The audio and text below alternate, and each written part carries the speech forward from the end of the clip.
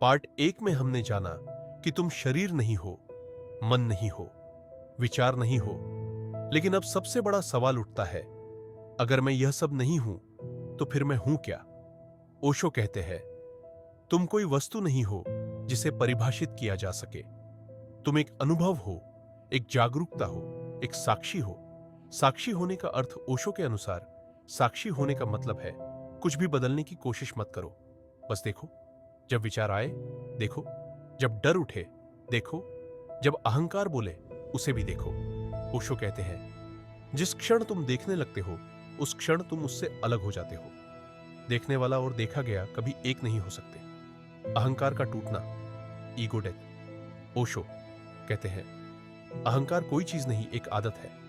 मैं सही हूं, मैं अलग हूं, मैं ज्यादा हूं। जब तुम साक्षी बनते हो तो अहंकार को भोजन नहीं मिलता और बिना लड़े वह धीरे धीरे गिरने लगता है। ओशो कहते हैं, अहंकार को मारो मत, उसे समझो।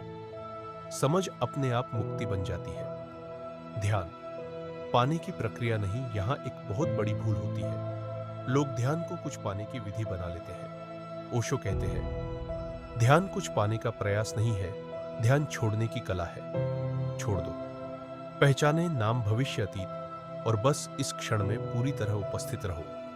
मौन का रहस्य, ओशो कहते हैं, सत्य शब्दों में नहीं, मौन में उतरता है। जब मन शांत होता है तब पहली बार तुम खुद को महसूस करते हो। न कोई आवाज, न कोई विचार, बस होना, और वही तुम हो। आत्मबोध कोई अनुभव नहीं, यह समझना बहुत जरूरी है। आत्मबोध कोई चमकदार अनुभव नहीं, न कोई रोशनी, न कोई चमत्कार। ओशो कहते हैं, आत्मबोध बहुत साधारण है, इसीलिए लोग उसे चूक जाते हैं। यह बस इतना जान लेना है, मैं हूं और मुझे कुछ बनना नहीं है।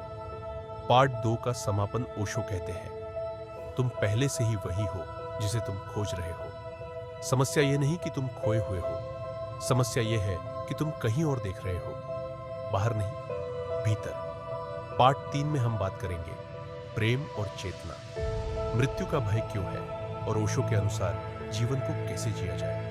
लेकिन अभी बस इतना करो, एक पल के लिए आंखें बंद करो और देखो, जो देख रहा है वह कौन है।